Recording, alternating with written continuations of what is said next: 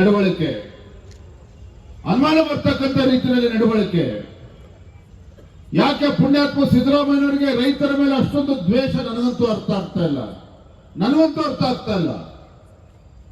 ಯಾಕೆ ಹಿಂದೂಗಳ ಬಗ್ಗೆ ಅಷ್ಟೊಂದು ಆಕ್ರೋಶ ಅನ್ನೋದು ಕೂಡ ನನಗೆ ಅರ್ಥ ಆಗ್ತಾ ಇಲ್ಲ.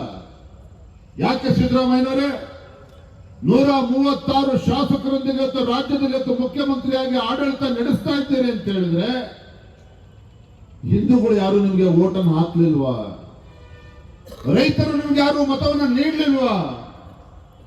ಅಲ್ಪಸಂಖ್ಯಾತರ ತುಷ್ಟೀಕರಣ ಮಾಡತಕ್ಕಂಥ ನಿಟ್ಟಿನಲ್ಲಿ ಈ ನಾಡಿಗೆ 2 ತುತ್ತಾನ್ನವನ್ನ ಕೊಡ್ತಕ್ಕಂಥ ರೈತನ ಕುಟುಂಬಕ್ಕೆ ಬೆಂಕಿ ಹಚ್ಚತಕ್ಕಂಥ ಕೆಲಸ ಈ ನಾಡಿನ ಮುಖ್ಯಮಂತ್ರಿ ಮಾಡ್ತಾ ಇದ್ದಾರಲ್ಲ, ಶೋಭೆ ತರ್ತದೆ. ರಾಜ್ಯದ ಮುಖ್ಯಮಂತ್ರಿಗಳಿಗೆ ಶೋಭೆ ತರ್ತದ.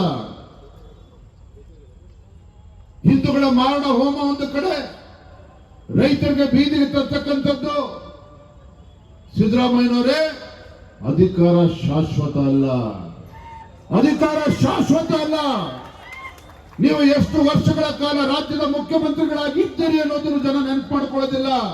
ಅದರ ಬದಲಾಗಿ ಈ ನಾಡಿನ ಮುಖ್ಯಮಂತ್ರಿಗಳಾಗಿ ಈ ರಾಜ್ಯಕ್ಕೆ ಏನು ಕೊಡುಗೆನ ಕೊಟ್ಟಿದ್ದೀರಿ ಅನ್ನೋದನ್ನ ಜನ ಪ್ರಶ್ನೆ ಮಾಡ್ತಾರೆ.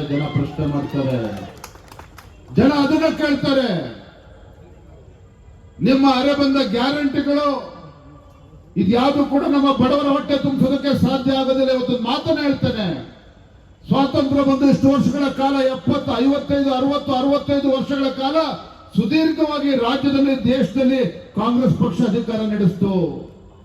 60, 65 ವರ್ಷ ಅಧಿಕಾರ ನಡೆಸಿರ್ತಕ್ಕಂಥ ಕಾಂಗ್ರೆಸ್ ಪಕ್ಷ ಇವತ್ತು ಇನ್ನೂ ಕೂಡ ದೇಶದಲ್ಲಿ ರಾಜ್ಯದಲ್ಲಿ ಬಡವರಾಗಿ ಉಳಿದಿದ್ದಾರೆ ಅಂತ ಹೇಳಿದ್ರೆ ಅದರ ಕೊಡುಗೆ ಈ ದುಷ್ಟ ಕಾಂಗ್ರೆಸ್ ಸರ್ಕಾರದ